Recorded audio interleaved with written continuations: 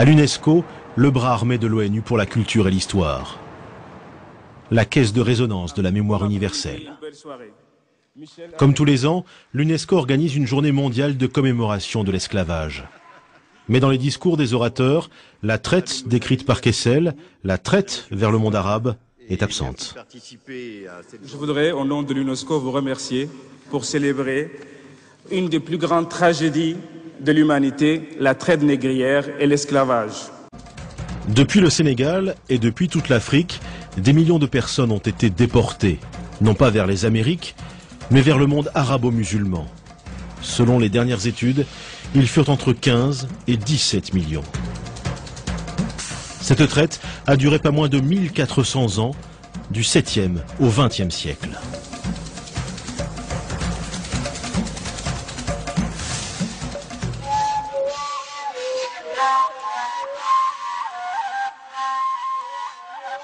Une traite pourtant réduite à quelques légers pointillés sur la carte de l'UNESCO. Alors même que d'éminents historiens travaillent sur cette question.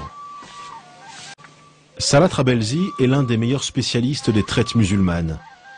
Lui aussi est confronté régulièrement aux effets de l'ignorance. J'ai assisté récemment à un colloque au Maroc et un assistant donc au colloque qui a pris la parole pour dire écoutez, je ne comprends pas qu'on puisse en effet associer donc ou comparer l'esclavage en terre d'islam avec les autres formes d'esclavage, puisque chez nous donc les esclaves ont été toujours bien traités.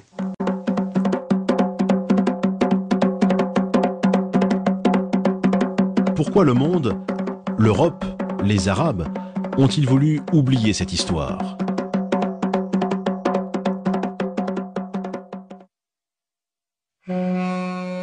L'esclavage fut pratiqué depuis la nuit des temps par tous les peuples, égyptiens, romains ou grecs. Mais alors qu'en Occident, le christianisme y met fin, le monde arabe, lui, perpétue cette tradition.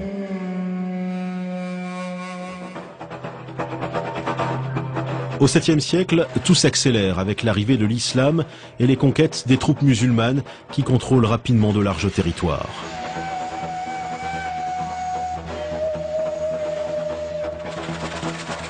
On sait que justement dès le début de l'islam, la crise ou la pénurie de main-d'œuvre était criante et que là aussi la conquête donc avait aussi comme motif, parmi les motifs de la conquête, il y avait aussi ce besoin de capturer des hommes et d'en faire des esclaves, d'en faire justement une main-d'œuvre donc susceptible d'être engagée dans les différents chantiers donc qui allaient être mis en place.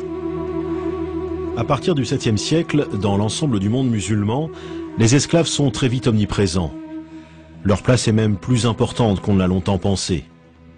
Loin des clichés sur les courtisanes ou les serviteurs des sultans.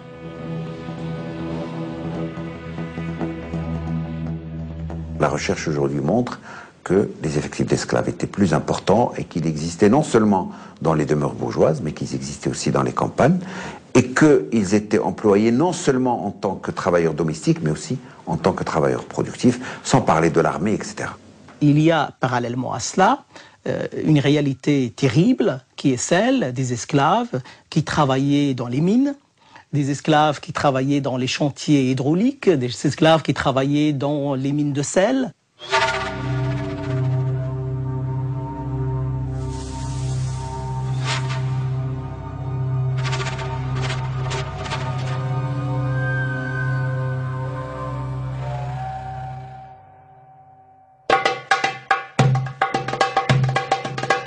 Avec le développement de l'empire arabo-musulman, la traite s'organise. Comme la traite atlantique, elle est affaire de professionnels. De puissants trusts régissent ce commerce comme ceux du Caire. Dès le Moyen-Âge et jusqu'au XIXe siècle, il existe même un syndicat des négriers qui négocie des commandes publiques avec l'État. Dans un monde musulman où toute la vie est régie par la religion, l'esclavage bien sûr n'y échappe pas. Le Coran recommande, certes, de n'être pas trop dur avec les esclaves, mais il autorise cette pratique. L'esclavage n'est pas justifié du fait de la religion, mais la religion légifère sur l'esclavage. L'essentiel, c'est que c'est une société inégalitaire dans les faits, et cette inégalité est reprise dans les textes et légitimée par les textes, puisque le Coran parle en plusieurs termes des esclaves sans jamais remettre en question leur statut. Et le contraire eût été étonnant, parce qu'à l'époque, il était, dans le paradigme de l'époque, il est impossible de penser ces sociétés sans esclavage. En principe, l'islam n'autorise à réduire en esclavage que les non-musulmans. C'est ainsi qu'au cours des siècles, des centaines de milliers d'Européens, probablement 1 million, sont capturés. Mais l'Occident se défend. Comme les esclaves blancs se font rares, les musulmans se tournent de plus en plus vers l'Afrique.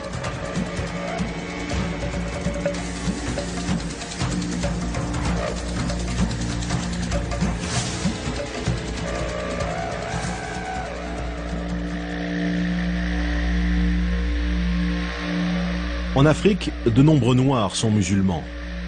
Or, on l'a vu, l'islam interdit de réduire en esclavage d'autres musulmans. Cette contradiction va être aisément surmontée.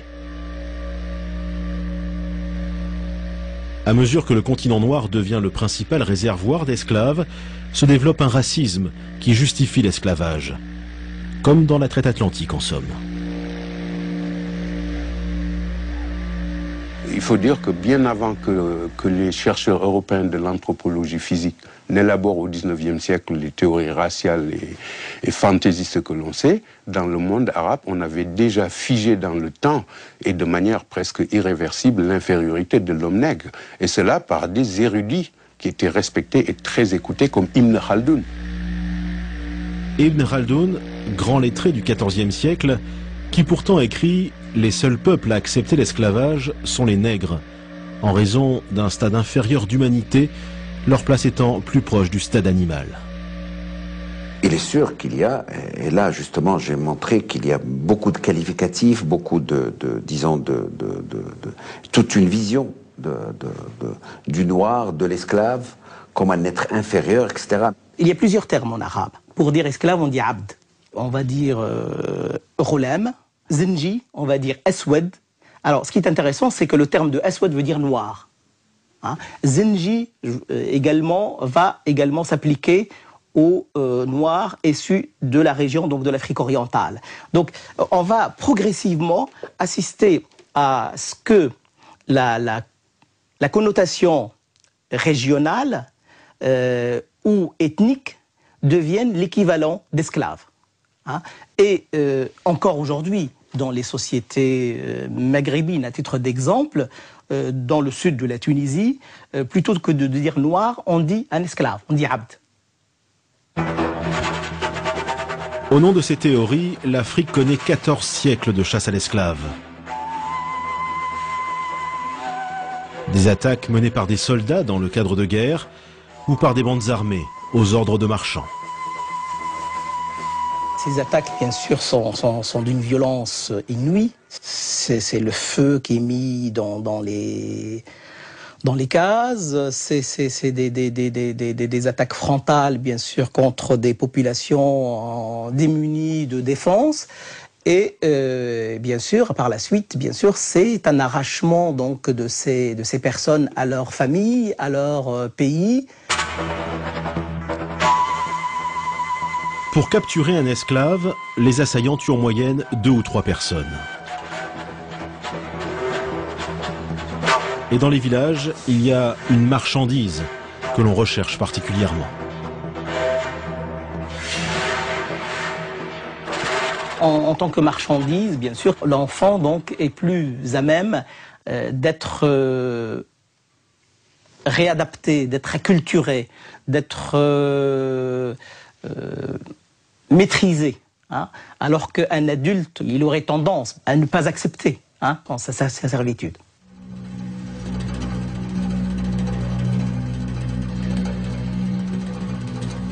Une fois capturés, pour les esclaves, adultes ou enfants, commence alors un long périple.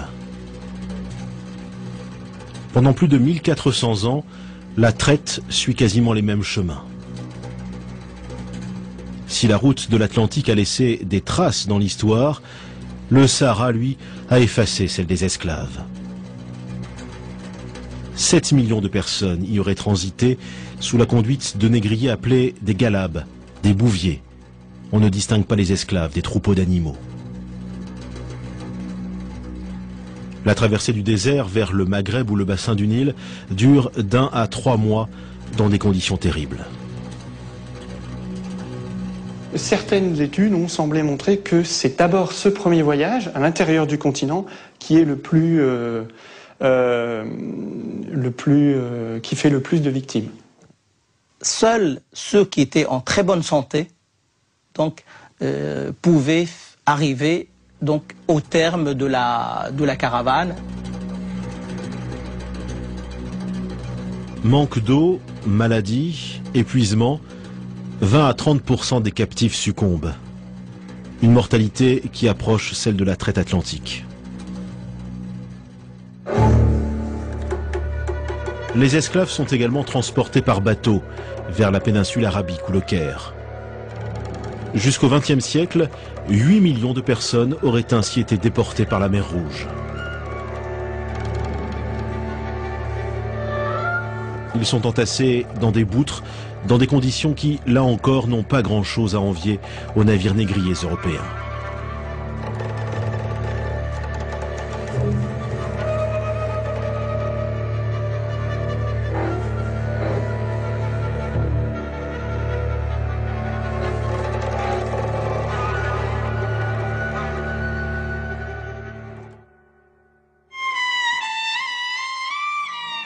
Les survivants arrivent vers les marchés aux esclaves du Caire, de Bagdad, d'Istanbul, de la Mecque ou de Tombouctou. Là, une partie d'entre eux subit une terrible opération, la castration. Ce qui est triste à dire, c'est que les ateliers de castration, c'est que la nature de l'opération elle-même est une opération qui, malheureusement, donc, laisse très peu de chance pour l'enfant châtré. Donc l'espoir de survie de l'enfant sont quand même assez minimes. Les opérations de castration faisaient périr entre 70 et 80%. Ça vous donne une idée du massacre. Ce qui explique le prix très élevé également de l'eunuque sur les marchés.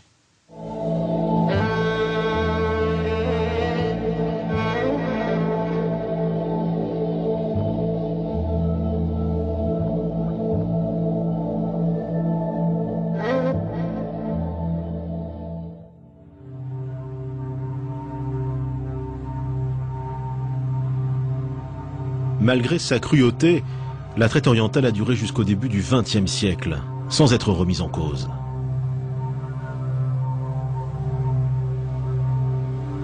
On passe alors des dessins à la photographie.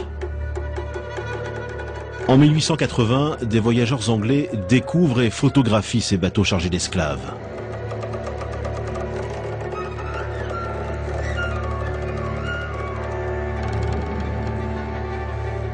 Les bateaux proviennent de l'île de Zanzibar, au large de l'actuelle Tanzanie. Depuis le XVIIIe siècle, ce comptoir arabe est devenu une plaque tournante du commerce. Zanzibar, c'est l'autre Gorée, une Gorée dont on parle peu et que l'on visite rarement.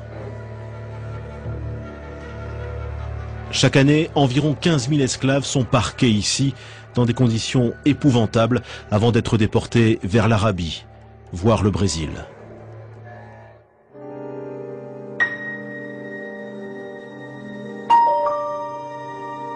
Ces photos prises à la fin du XIXe siècle donnent une idée d'une pratique ancestrale.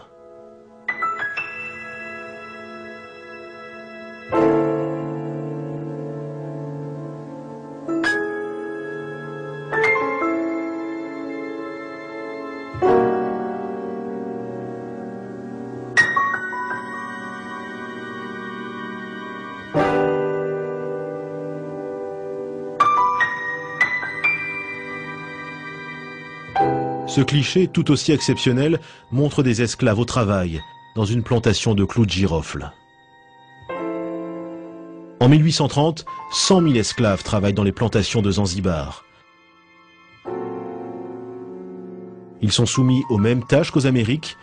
La mortalité y est équivalente, car les mauvais traitements de la part des maîtres sont monnaie courante.